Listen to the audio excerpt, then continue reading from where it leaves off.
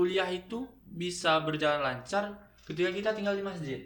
Masyarakat pun nggak tahu kita itu mau prodi perbankan syariah, mau prodinya hukum. Ya masyarakat Atau tahu etika. itu kita dari Kita- institut agama Islam ya, Bang. itu. Ya orang tahu kita bisa ini, bisa itu. Assalamualaikum warahmatullahi wabarakatuh. Podcast Pas Perbankan Syariah hebat. Halo Sobat Podcast Pas, bersama saya Rias Nosna di Porma, Forum Mahasiswa. Di episode kedua kali ini kita bakal kedatangan tamu yang spesial, yaitu salah satu mahasiswa di program studi perbankan syariah. Nah, sebelum itu aku mau ingetin Sobat Podcast Pas semua yang lagi nonton. Jadi Porma ini merupakan salah satu program terbaru di Podcast Pas. So, buat Sobat Podcast Pas yang mau ngobrol sama aku atau mau rekomendasiin buat diajak ngobrol bareng aku, langsung aja hubungin admin kita yang ada di deskripsi. Dan jangan lupa buat Sobat Podcast Pas yang lagi nonton untuk like, subscribe, komen, dan hidupin tombol notifikasinya. Seneng banget nih Sobat Podcast Pas, aku bisa ketemu Sobat Podcast Pas lagi di episode 2 kali ini. Kita langsung aja ngobrol sama bintang tamu kita kali ini ya. Halo, assalamualaikum warahmatullahi wabarakatuh, Bang. Waalaikumsalam warahmatullahi wabarakatuh. Gimana nih kabar Abang hari ini? Alhamdulillah sehat. Alhamdulillah ya Bang ya. Boleh dong kenalan dulu sama Sobat Podcast Pas yang lagi nonton. Siapa sih sosok yang lagi ngobrol sama aku kali ini? Oke. Bismillahirrahmanirrahim. Halo Sobat Podcast. Perkenalkan, nama saya Nuriansyah Syafi'i. Saya mahasiswa program studi perbankan syariah semester 6. Saya berasal dari Kepahyang. Jadi Sobat Podcast Pas, Bang ini merupakan salah satu mahasiswa yang ada di program studi perbankan syariah semester 6. Benar nggak, Bang? Benar. Berarti udah mau KKN nih ya? Ya, sebentar lagi KKN. Tadi di Abang perkenal tadi, Abang dari Kepahyang ya? Iya, dari Kepahyang. Berarti kalau Abang kuliah itu bolak-balik tuh, lumayan jauh tuh, dari Curug Payang aja 30 km lebih jarak tempuh, benar nggak sih, Bang? Benar ya, kalau jarak tempuh dari Kepahyang Surup sekitar gitu.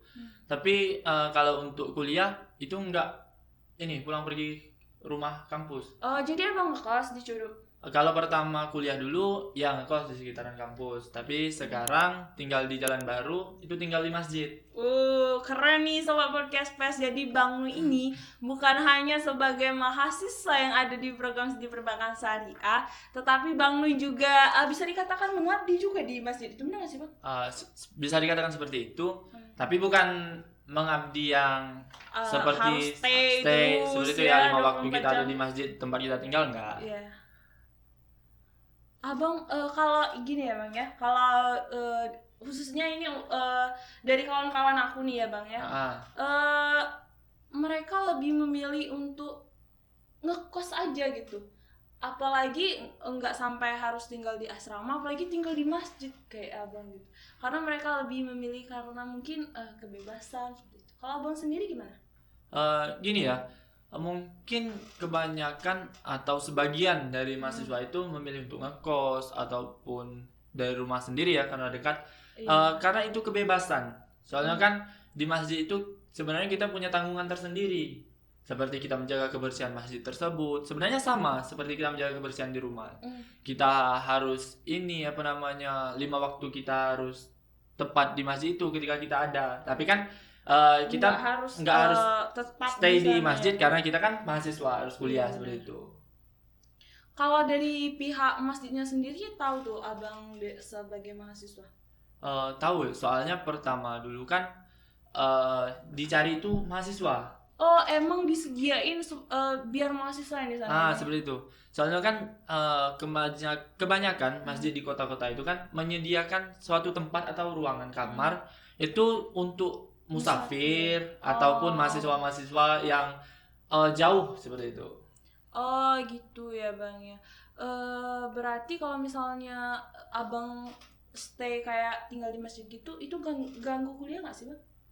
Enggak lah, malahan kuliah itu bisa berjalan lancar ketika kita tinggal di masjid.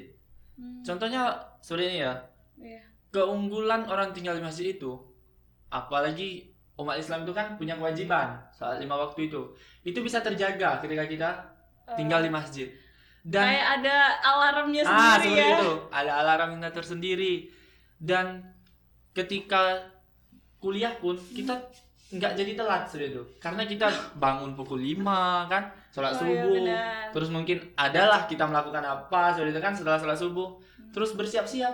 Jadi kan nggak ada waktu untuk kita berleha-leha, akhirnya Oke. terlambat untuk berangkat kuliah. Seperti Nah, itu. jadi Sobat Podcast Pes, Bang ini merupakan salah satu contoh nih. Jadi karena ini mungkin karena Abang tinggal di masjid, jadi kayak untuk sholatnya itu udah ada alarmnya sendiri ya, Bang, Insya Allah lah ya. Apalagi Bang ini nggak pernah telat kalau seperti itu ya. Mungkin pernah ya, soalnya manusia itu pasti ada yang buat salah, dan iya, nggak semua benar-benar. manusia selalu benar kan. Kalau untuk kesibukan Abang sehari-hari nih, selain jadi mahasiswa dan di masjid, itu ngapain aja sih, Bang? Atau nggak bisa lagi cuman bisa kuliah karena tinggal di masjid atau gimana? Enggak dong. Yeah. Tinggal di masjid tuh nggak menjadi alasan kita untuk Tidak bisa beraktivitas tidak lagi. bisa untuk beraktivitas yang lain seperti berorganisasi ataupun itu. Soalnya kan masjid itu bukan semata-mata tugas siapa yang tinggal di masjid tersebut, tapi kan masjid itu milik seluruh masyarakat seperti itu. Jadi kewajiban itu sebenarnya ditanggung oleh seluruh masyarakat. Cuman karena Abang tinggal di masjid tersebut, Abang memiliki tanggung jawab tersendiri. Iya. Seperti itu. Jadi ketika Abang mungkin ada kesibukan di organisasi ataupun sedang kuliah, kan jam kuliah itu nggak nentu. Iya, benar, Kadang sih. zuhur masih di kampus, kan nggak bisa kita harus cepat-cepat seperti itu. Jadi karena adanya kerjasama antara pengurus masjid, perangkat masjid tersebut dengan kita yang tinggal di masjid, jadi lebih memudahkan, lebih memudahkan ya, seperti itu. Wih, keren nih Sobat Podcast Pes ya. Jadi Bang ini juga ikut organisasi ya, Bang? Ya, ikut organisasi. Bisa tuh Abang manajemenkan waktunya antara organisasi, tinggal di masjid sama kuliah, atau sebenarnya tinggal di masjid itu sama saja kayak tinggal di kos, atau gimana sih, Bang? Lebih rinci nih ya, mungkin Sobat Podcast Plus mau tahu, karena mungkin kayak pikiran salah satu ya Sobat Podcast Plus yang lagi nonton, mungkin kayak kalau tinggal di masjid itu wah berat banget, harus bisa ngaji, mungkin harus suaranya bagus buat azan mungkin, atau harus ada kelebihan yang bersifat agamis gitu, Bang. Itu benar nggak sih pandangan-pandangan yang kayak gitu? Jadi gini ya, seperti yang Abang sampaikan tadi, tinggal di masjid itu nggak menghalangi kita untuk beraktivitas dalam organisasi. Jadi organisasi dengan kuliah akan saling berjalan seperti itu, nggak terganggu karena sebab kita tinggal di masjid ataupun itu. Dan tinggal di masjid juga seperti Abang lah, nggak kita harus punya suara yang bagus seperti Kori atau apa kan, soalnya ini kan yang penting itu kita tahu perihal agama, apalagi kita kan mahasiswa YN nih, yang dituntut harus tahu tentang agama Islam itu. Dan masyarakat pun nggak tahu kita itu mau prodi perbankan syariah, mau prodinya hukum. Ya masyarakat tahu itu kita dari institut agama Islam ya, Bang ya. Ya orang tahu kita bisa ini, bisa itu. Nah itu yang harus kita persiapkan. Tetapi dengan tinggalnya di masjid kan nggak harus kita bisa itu semua, tapi dengan kita tinggal di masjid kita bisa belajar itu seiring semua. Berjalannya waktu seperti itu ya. Jadi tinggal di masjid itu nggak hanya stay di masjid cuma bersihin masjid, tapi juga kayak Abang juga bisa belajar gitu ya, Bang ya, soal tradisi-tradisi kayak di masyarakat, mungkin nggak seperti itu. Tinggal di masjid memang nggak semata-mata kita bersih-bersih, kita azan ataupun mengisi 5 waktu setiap hari ya, tapi kita bisa mengimplementasikan ilmu itulah tadi. Kita mahasiswa Institut Agama Islam ini dituntut untuk paham tentang keagamaan Islam kita, karena di masyarakat kita bisa berbaur dengan ilmu itu tadi. Seperti itu. Apalagi kegiatan keagamaan itu banyak dilakukan di masyarakat. Iya benar. Jadi kayak langsung pengimplementasian langsung kayak gitu ya, Bang ya. Jadi intinya tuh Sobat Podcast Pes, kalaupun kita mahasiswa itu tergantung bagaimana kita memanajemenkan waktu. iya. Walaupun kita tinggal di masjid, kita mau kuliah, kita mau juga organisasi juga bisa kayak gitu ya Bang ya. Sangat bisa sih. Kalau Abang sendiri organisasi di kampus apa aja nih Bang? Kalau untuk organisasi di kampus, kalau dari awal masuk dulu ya, abang pernah ikut lembaga dakwah kampus. Itu kayak UKM di IAIN ya, itu kalau di kampus tuh disebut UKM kerohanian. Oh iya. Kemudian karena abang punya hobi olahraga kan, abang ikut UKM olahraga bola voli dulu. Jadi Bang Nu ini aktif ya sobat podcast pas, baik di keorganisasian dari mahasiswa juga ya Bang ya. Intinya itu kita harus pandai-pandai memanajemenkan waktu antara kuliah, organisasi, dan walaupun Bang Nu masih bisa stay di masjid. Seperti itu. Apalagi kan sekarang masih menjabat di kepengurusan komisariat apa itu, Himpunan Mahasiswa Program Studi Perbankan Syariah atau HMPS. Jadi abang di HMPS juga ya di Bang HMPS ya. juga. Jadi kan antara kesibukan di masjid dengan kesibukan organisasi di HMPS itu bisa kita manajemenkan dengan baik seperti itu. Kalau untuk kuliahnya sendiri Bang gimana? Lancar? Kalau untuk kuliah alhamdulillah lancar ya. Seperti yang abang katakan tadi, karena walaupun kita tinggal di masjid, kuliah tetap berjalan dengan lancar. Nih baru nih sobat podcast bisa jadi contoh nih. Udah organisasi iya, mahasiswa di perkuliahan aktif juga iya, bisa tinggal di masjid juga. Jadi intinya itu pandai-pandai kita mengatur ya Bang ya. Abang kalau dari tadi aku lihat-lihat nih dari abang tinggal di masjid, UKM-nya juga ikut yang kerohanian. Abang background emang abang dari awal itu udah dari santren? Atau emang dari umum langsung masuk aja ya gitu di keislaman kayak gitu? Ini ya kalau sedikit cerita. Jadi dulu itu waktu sekolah dasar itu emang sekolah negeri gitu ya, enggak pondok jadi atau masih madrasah sekolah gitu umum ya Bang sekolah ya? umum. Nah tapi ketika meranjak SMP itu orang tua menekankan untuk kita mondok di MTS di Kepahyang. Jadi salah emang satu pesantren di Kepahyang. Berarti abang ini emang background agamanya itu emang udah ada kalau kayak gitu ya.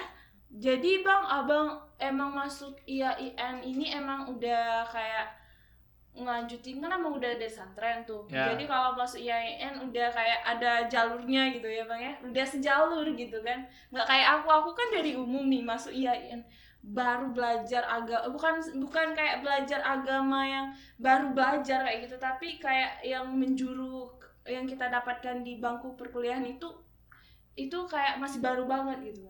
Kalau abang mungkin abang udah pasti nih atau gimana tuh? Kalau pasti itu enggak ya, soalnya pesantrennya itu cuman di jenjang SMP atau disebut dengan Madrasah Sanawiyah MTS. Nah ketika SMA itu di SMK sekolah umum lagi, mengambil jurusan multimedia seperti itu. Nah ketika kuliah memang memilih IAIN dengan jurusan langsung prodi perbankan syariah ini, karena pada saat mendaftar mau masuk itu nilai jual perbankan syariah itu ada, maka minat itu menjadi ke perbankan syariah seperti itu. Jadi sobat podcast emang perbankan syariah itu udah punya nilainya sendiri ya Bang ya. Oke, terakhir nih Bang, closing statement nih dari abang buat sobat podcast plus yang lagi nonton. Untuk closing statement untuk sobat podcast plus, karena saat ini kita bahas tentang mahasiswa yang tinggal di masjid. Jadi closing statement saya yaitu ilmu itu harus diimplementasikan. Apalagi kita mahasiswa yang berada di Institut Agama Islam. Siapakah massa yang akan kita sampaikan ilmu tersebut? Yaitu masyarakat. Tapi keunggulan di masjid yaitu kita lebih dekat kepada masyarakat dibandingkan mahasiswa yang mengekos pulang langsung tidur dan beristirahat seperti itu.